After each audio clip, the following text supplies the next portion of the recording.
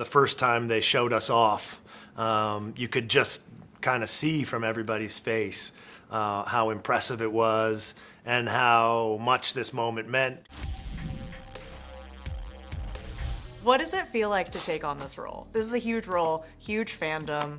Huge honor, huge responsibility, and hugely grateful, you know, to have the opportunity to get to do this.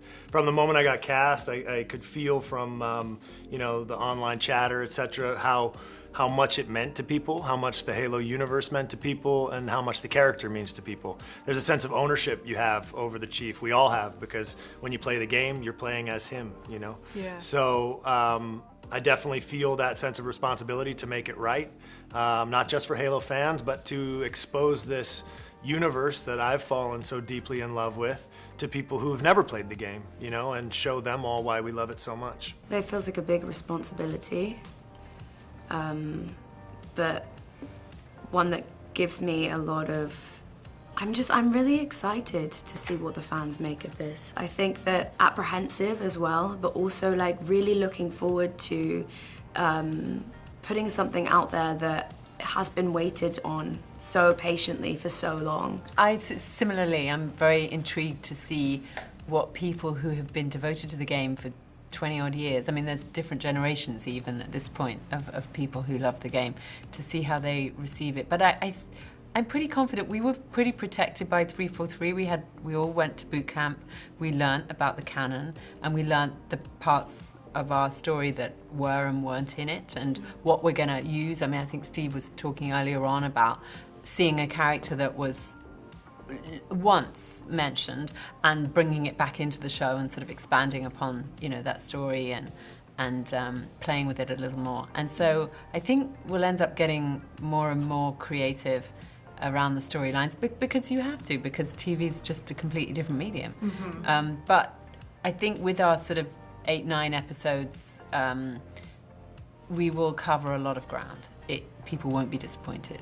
You've been in this world for 20 years? Yeah. Like, yeah. What does it feel 21. like to have it come to life in like a live action sense? You know, it's interesting because initially with the game, we would work on it and then we'd go away for 3 years and we'd work on the next one and then we'd go away for, 2 or 3 years and work on the next one.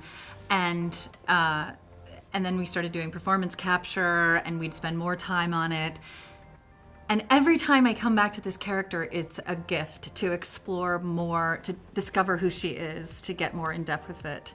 And so to work on this same character now for several months at a time, I really love her. And so it's truly just a fun, delightful gift for me to get to delve into it even deeper. And in a slightly different way, because the modality is slightly different, right? Yeah. So it's a gift. It's truly a gift. What was your I'm in Halo moment? Like, you have that moment where you're like, yep, I'm in this world. Yep. It was getting suited up with my fellow Spartans, the 3 other Spartans from our silver team, and being paraded out in costume for the first time in front of the crew, because the crew had been kept away from the costumes and it was all very top secret, blah, blah, blah, blah, blah.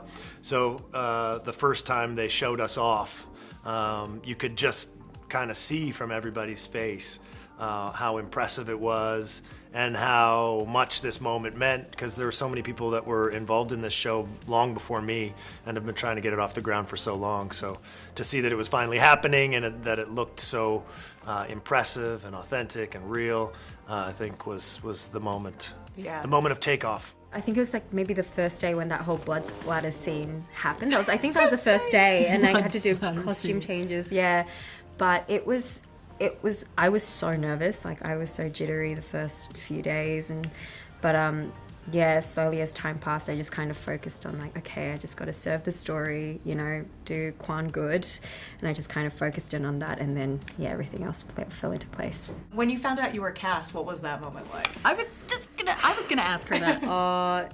Thinking about it actually just already wells me up. Like, my agents called me in to sign a contract for something else, and actually it was them trying to tell me that I got the job. And wow, how gentle they were with you. And I think everything they said for the next 20 minutes, I can't even remember what they said. I was just in like absolute shock and I couldn't speak. And then I started crying, and then I called my mom, and then she cried. And then I went for a really nice dinner that night. Yeah. Lovely. The armor seems heavy. It is. Yeah, tell I me can about confirm. that. Tell me about that. It's about 55 pounds, but heaviness is actually not the defining feature of the armor.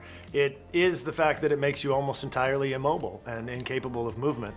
So learning how to move in a way that looks superhuman and super capable while being constricted to such a degree is the defining challenge of our show. You gotta be like, did that look cool? There's a lot of that. There's a lot of checking the monitor, seeing if it looked cool. Yeah. There's a lot of learning by, trial and error. What looks good, what doesn't. Learning how to shoot the suits in a way that feels authentic and real and vital. And then what parts are going to be CG and added and visually enhanced afterwards. You went to like a boot camp, I'm hearing? I did a couple of boot camps. I did the 343 boot camp, which is the studio that makes the video game. I went up to Seattle and did the 343 boot camp with Kiki Wolfkill and Frank O'Connor. And they just took me through like a 5-day information download on everything Halo, the history of the games, all of, a deep dive into the mythology and lore, and then sent me away with a whole bunch of resources and information that I could dive and dig into myself. There's a lot. And then there's a lot, and it's amazing, and it's so deeply realized and so rich. And then I went to Budapest about a month before we shot, and we did a physical boot camp of just like training and learning how to use the suits and the weapons and all those kinds of things. I think we announced it in 2013, right? So it's definitely been a ways to get here. But what I will say is, now that we're finally at this point, which I'm still slightly in disbelief about, the time was worth it for a few reasons. I think one, it was, adapting is hard. Finding the right creative combination. It's just not it's creative talent, but it's also the combination of creative is so important. And getting to this point let us really figure out the right story to tell and the right pieces to come together.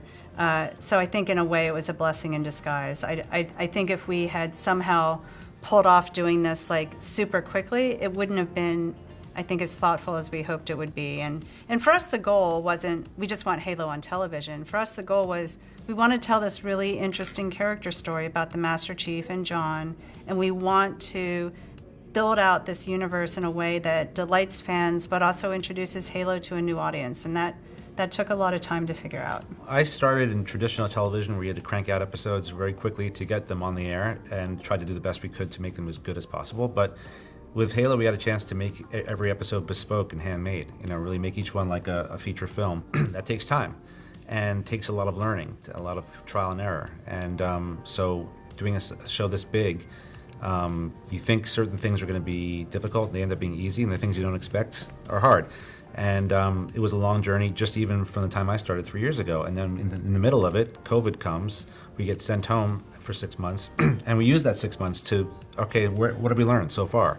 And I went back into the scripts, we went back into post-production, we did visual effects work, and then we also caught up on a lot. We caught up a lot on a lot of stuff, and then when we came back, even though it was really challenging to work under those conditions because of COVID, actually we were a tighter knit group, and we were able to execute at an even higher level. So I feel like if you knew every little moment of every episode, beneath it are thousands of moments that led to that. And to be able to do that uncompromisingly is a rare gift in television. Awesome. Can you just talk about like the tone of this show and what fans should know going in?